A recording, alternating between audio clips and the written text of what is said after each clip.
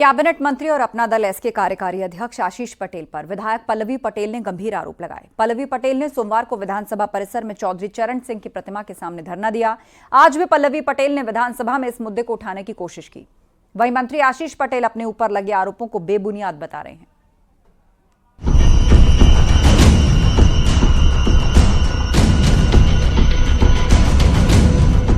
Sirathu seat से अपना दल कमेरवादी की विधायक पल्लवी पटेल ने मंत्री आशीष पटेल पर आरोप लगाकर प्रदेश की राजनीति को गरमा दिया है। पल्लवी पटेल ने कैबिनेट मंत्री पर भ्रष्टाचार के गंभीर आरोप लगाए हैं। विधानसभा सत्र के दौरान नियम के अनुसार सवाल न पूछने देने पर वो सदन के बाहर आकर धरने पर बैठ गयी।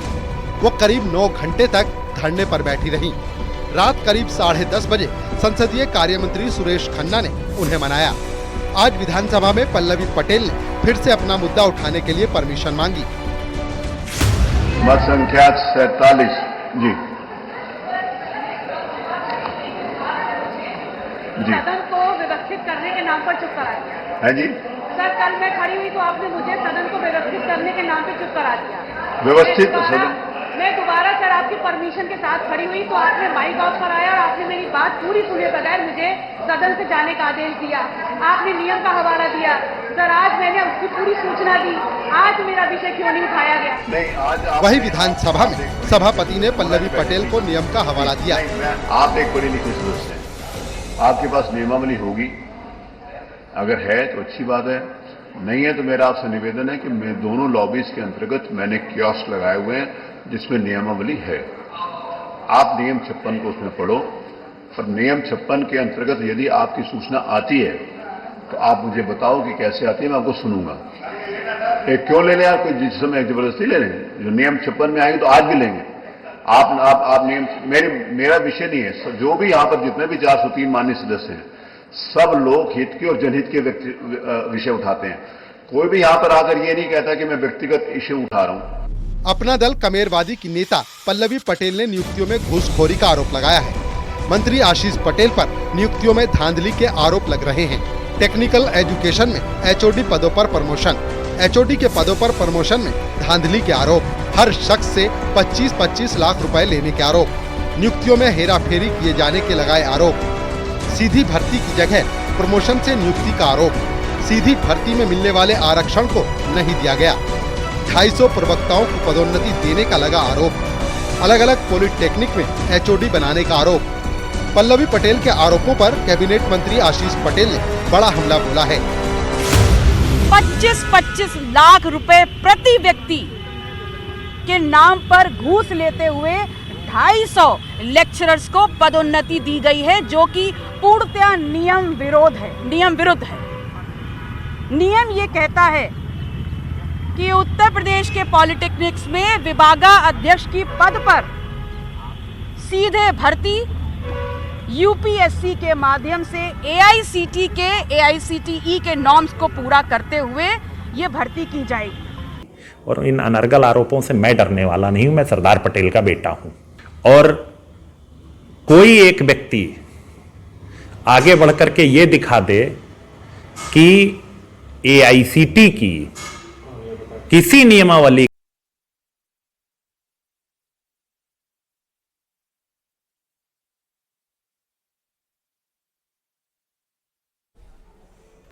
विधानसभा में सीएम योगी ने आज फिर विपक्ष पर हमला बोला। संसद में प्रियंका गांधी के फिलिस्तीन वाले बैग पर सीएम योगी ने बड़ा बयान दिया। उन्होंने कहा, कांग्रेस की नेत्री संसद में फिलिस्तीन का बैग लेकर घूम रही थी।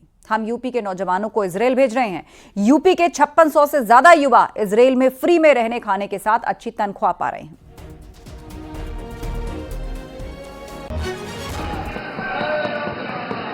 अध्यक्ष जी, कल कांग्रेस की एक नेत्री संसद में फिलिस्तीन का बैग लेकर घूम रही थी और हम यूपी के नौजवानों को इजराइल भेज रहे हैं। वहां पर यूपी के अब तक लगभग 5600 से अधिक नौजवान इजराइल गए हैं निर्माण कार्य करने के लिए, और हर नौजवान रहने का फ्री, खाने का फ्री और 1.5 लाख रुपए उसको वहां पे अतिरिक्त मिल रहे हैं और पूरी सुरक्षा की गारंटी भी है। प्रियंका गांधी आज नए हैंडबैग के साथ संसद भवन पहुंची। आज उनके हैंडबैग पर बांग्लादेश से जुड़ा हुआ मैसेज लिखा मिला। उनके बैग पर लिखा है, बांग्लादेश के हिंदुओं और ईसाइयों के साथ खड़े हों। इससे पहले कल प्रियंका गांधी जो हैंडबैग लेकर संसद पहुंची थी, उस बैग पर फिलिस्तीन लिखा था।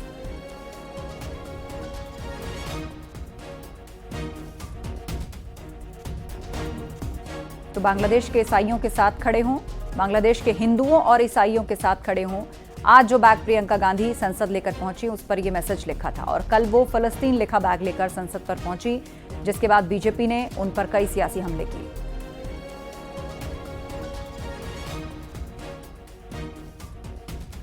वन नेशन वन इलेक्शन विधेयक आज लोकसभा में पेश हो गया। केंद्रीय कानून मंत्री अर्जुन राम मेघवाल ने बिल पेश किया। विपक्ष ने लोकसभा में पेश किए गए विधेयक को खारिज किया है और लोकसभा में इस बिल को लेकर सरकार विपक्ष में गतिरोध बना हुआ है।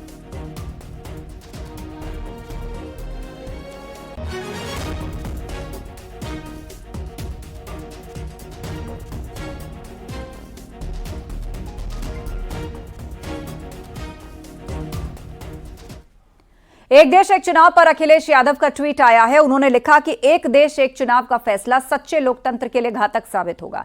उन्होंने यह भी लिखा कि यह देश के संघीय ढांचे पर एक बड़ी चोट करेगा।